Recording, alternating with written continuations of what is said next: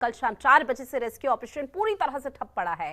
Rescue team की तरफ से ही मलबा यहां गिर रहा है और ऐसे में आपको बता दें कि ड्रिलिंग मशीन में भी लगातार कई तरह की खराबी इस दौरान देखने को मिल पा रही है, जिसकी वजह से ये ऑपरेशन सक्सेसफुल नहीं हो पा रहा।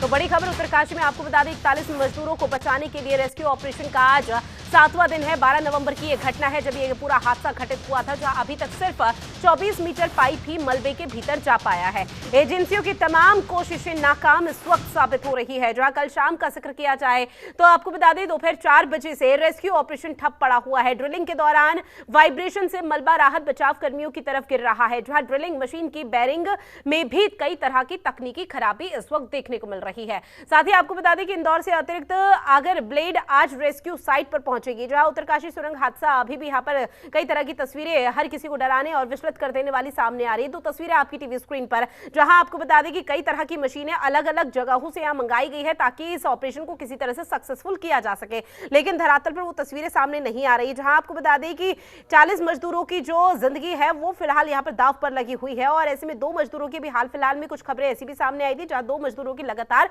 तबियत भी खराब हो रही है। वहीं दूसरी तस्वीर भी आपको दिखा रही है कि रेस्क्यू ऑपरेशन को किस तरह से आगे बढ़ाया जा रहा है। जो तमाम प्रशासनिक अमले, एसडीआरएफ, एनडीआरएफ की टीम वहां पर मौजूद है, उनकी तरफ से भी कई तरह के रिएक्शन यहां पर कहे गए। हालांकि 24 घंटे, 72 घंटे, 100 घंटे से ज्यादा का समय हो चुका है, लेकिन कोई बड़ी राहत मिलती हुई नजर नहीं है। उत्तरकाशी सुरंग हादसे में रेस्क्यू ऑपरेशन पूरी तरह से कल 4 बजे से ठप पड़ा हुआ है। कल शाम 4 बजे यहां पर रेस्क्यू ऑपरेशन किया जा रहा था, लेकिन उसके बाद मलबा और गिर गया, जिसकी वजह से इस ऑपरेशन को रोक दिया गया। रेस्क्यू टीम की तरफ से लगातार ये मलबा सुरंग में, टनल में गिरता हुआ नजर आ रहा है। इसके साथ ही आपको बता दें कि ड्रिलिंग मशीन में भी कई तरह की खराबी इस वक्त देखने को मिल रही है। इसके साथ ही आपको बताते चले कि तमाम यहां पर प्रयास किए जा रहे हैं, लेकिन धरातल पर कोई सफलता हाथ लगती हुई नजर नहीं आई है, जिसकी वजह से उत्तरकाशी सुरंग हादसे में जो ऑपरेशन यहां पर चलाया जा रहा था वो पूरी तरह से ठप पड़ चुका है।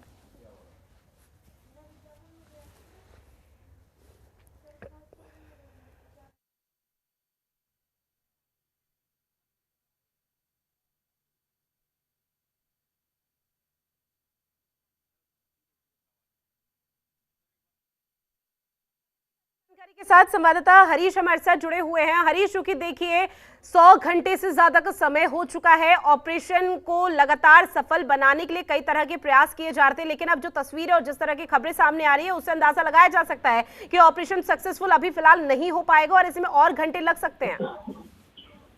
देखिए रितु, ये 12 तारीख की घटना है और जब ये हादसा हुआ था और तब से लेकर के आज तक 18 तारीख 7 दिन पूरे हो चुके हैं। 7 दिन में एक भी सफलता हाथ नहीं लगी है और जो तमाम जो एजेंसियां हैं सरकार की, वो कहीं न कहीं लापरवाही उनकी देखी जा रही है। एक के बाद एक जो मशीन खराब हो रही है, वैकल्पिक में कोई व्यवस्था यहाँ पर नहीं है। हालांकि कल दिन के आसपास ये बताया गया था कि जो मशीन यहाँ पर अब मंगाई जा रही है इंदौर से, वो सीधे यहाँ पर पहुंची जाएगी। हालांकि आज की अगर बात करें तो कल से ही पूरी तरह से जो रेस्क्यू का काम है वो फिर से बाधित हुआ है। अमेरिका से जो मशीन यहाँ पर मंगाई गई थी, इसमें तकनीकी खराबी आई है, यानी कि पत्थर आगे आ गया था, जिस वजह से जो ड्रिलिंग की जो बोरिंग है वो खराब हो गई है। यानी कि ये माना जा रहा है कि जो इसके ड्रिल का जो बोरिंग करने का जो पार्ट्स है वो पूरी तरह से, इसकी जो बैरिंग है वो टूट चुकी है। तो ऐसे में अब इंदौर से जो नई मशीन है वो यहाँ पर मंगाई गई है। हालांकि अभी वो मशीन देहरादून में पहुंच गई है, जॉली ग्रांट में इसे एयरलिफ्ट से ड्रॉप कर दिया गया है। अब उसके बाद इसे चिन्यालीसौड़ भेजा जाएगा और तब जाकर के जो ये मशीन है ये वहां मौके पर पहुंचेगी और उसके बाद बिल्कुल हरीश, देखिए जगह जगह से न सिर्फ इंदौर बल्कि देहरादून और तमाम ऐसी जगहों से लगातार मशीन यहां मंगाई जा रही है। प्रशासनिक अमलों से लगातार बातचीत की जा रही है किस तरह से इस ऑपरेशन को सक्सेसफुल बनाया जा सकता है। कल शाम 4 बजे से पूरी तरह से ऑपरेशन ठप पड़ा हुआ है, लेकिन अभी क्या जानकारी मिल पा रही है प्रशासनिक अमले और जो वहां पर रेस्क्यू टीम है उनकी तरफ से कि अब एक बार फिर से नए सिरे के साथ ऑपरेशन की शुरुआत कब की जाएगी, क्योंकि 40 जिंदगियों का सवाल है ये।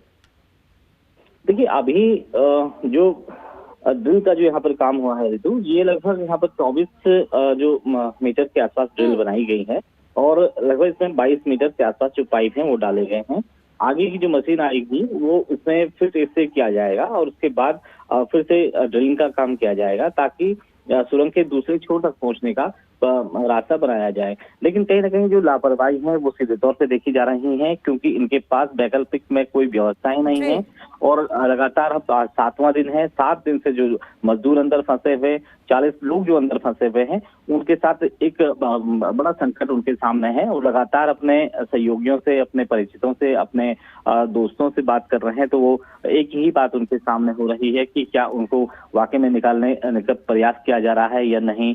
तो इन तमाम चीजों को लेकर के हालांकि कल एक वीडियो भी वायरल हो रहा था जिसमें ये बताया जा रहा था कि जो छठ पूजा है उससे पहले ही जो तमाम जो बिहार और झारखंड सहित जो 8 राज्यों के जो मजदूर अंदर फंसे हुए हैं टनल के अंदर, उनको निकाला जाएगा। लेकिन अभी तक की अगर बात करें तो अभी ये कहना बहुत मुश्किल है कि कब तक इन मजदूरों को निकाला जाएगा, क्योंकि लगातार जैसे कि आपने भी कहा कि तमाम मशीनें मंगाई जा रही हैं और वो बिल्कुल नाकाम यहाँ पर हो रही हैं।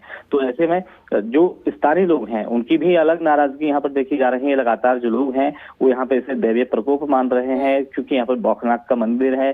तमाम जो पुजारी हैं, तमाम जो यहाँ के तीर्थ पुरोहित हैं, उनका सिर्फ यही कहना है कि कहीं न कहीं इसे आपदा, दैवीय आपदा माना जाए और यहाँ पर एक मंदिर की स्थापना की जाए, जिस वजह से जो बौखनाथ है, जो भगवान है, क्षेत्र के कुल देवता हैं, उनको यहाँ पर मनाने का काम किया जाए। तो देखिए हरीश, आस्था का विषय है वहाँ के लोगों का, वहाँ के है। रहवासियों का, गांव वालों का, और ये आस्था का विषय जाहिर तौर पर आगे भी बरकरार रहेगा, क्योंकि आस्था का विषय ये इसलिए भी यहाँ पर लोगों के जहन में पैदा हो रहा है क्योंकि उत्तराखंड देवभूमि है और देवों की भूमि यहाँ कही जाती है।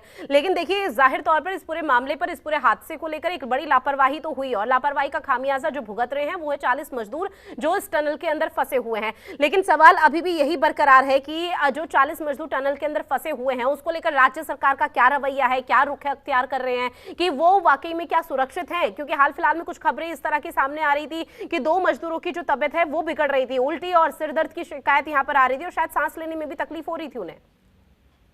निश्चित तौर पर देखिए ऋतु, क्योंकि बहुत लंबा समय हो चुका है, 7 दिन बीत चुके हैं। जो 40 मजदूर हैं वो एक टनल के अंदर फंसे हुए हैं, उनको बाहर निकालने के लिए हालांकि राज्य सरकार प्रयास कर रही है, लेकिन जो प्रयास हो रहे हैं वो नाकाफी हैं। और ऐसे में तमाम जगहों पर जिस तरह से जो मशीनें यहाँ पर मंगाई जा रही हैं वो एकाएक फेल हो रही हैं। तो इसके लिए ये होना चाहिए कि पहले से ही सरकार के पास पहले ही व्यवस्था यहाँ पर होनी चाहिए, यानी कि अगर एक मशीन फेल होती है तो दूसरा तत्काल प्रभाव से दूसरी मशीन को फिट किया जाए। लेकिन इस तरह से नहीं देखा जा रहा है। जाहिर सी बात है जो लोग अंदर है वो बीमार हो गए होंगे, परेशान हो रहे होंगे। हालांकि मीडिया को इस पर सभी चीजों से दूर रखा जा रहा है, बैरिकेडिंग यहाँ किया जा रहा है, क्योंकि मीडिया अंदर जाना बिल्कुल अलाउड नहीं है। और जो यहाँ पर जो एक्सपर्ट हैं, जो इंजीनियर्स हैं, वो लगातार यहाँ पर काम करते हुए भी दिख रहे हैं।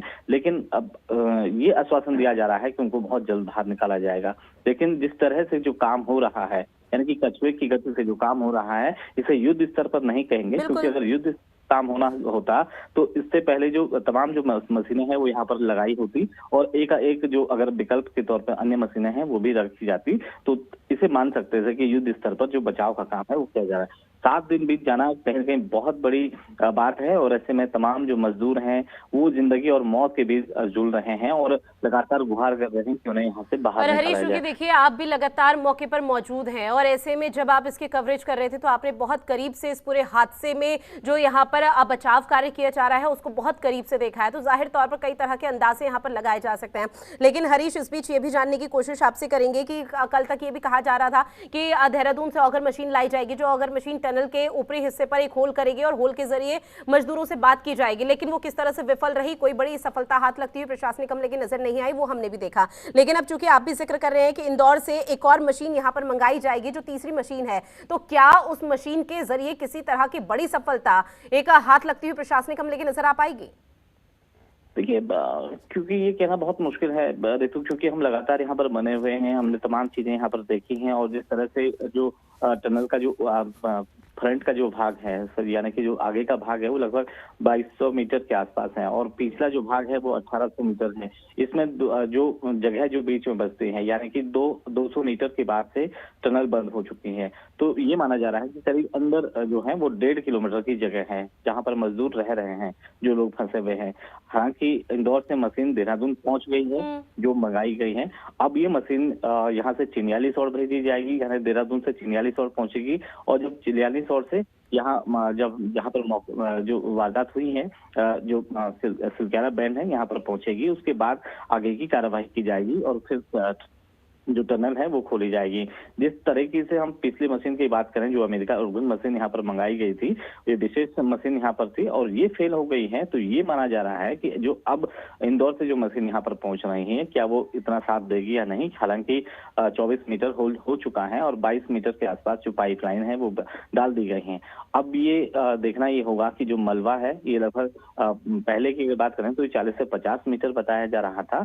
अभी इसकी जो दूरी है वो फिर बढ़ रही है, क्योंकि लगातार जो ऊपरी हिस्सा है टनल का वो होल इसमें हो रहा है और लगातार इसमें जो मलबा है वो आता रह रहा है। बिल्कुल, और एक बार फिर मलबा गिरने से ऑपरेशन पूरी तरह से ठप हो चुका है और हर किसी की नजर इसी पर टिकी हुई है, क्योंकि दुआ सलाम और प्रार्थना का दौर बदस्तूर शुरू हो चुका है कि किस तरह से इन 40 मजदूरों को सुरक्षित बाहर निकाला जाए। और हालांकि प्रशासनिक अमले की यहाँ लापरवाही तो सामने आई, लेकिन एक बड़ी चुनौती भी उनके सामने है कि कैसे उन्हें सुरक्षित बाहर निकाला जा सकता है। जानकारी साझा की हरीश, उसके लिए बहुत शुक्रिया आपका।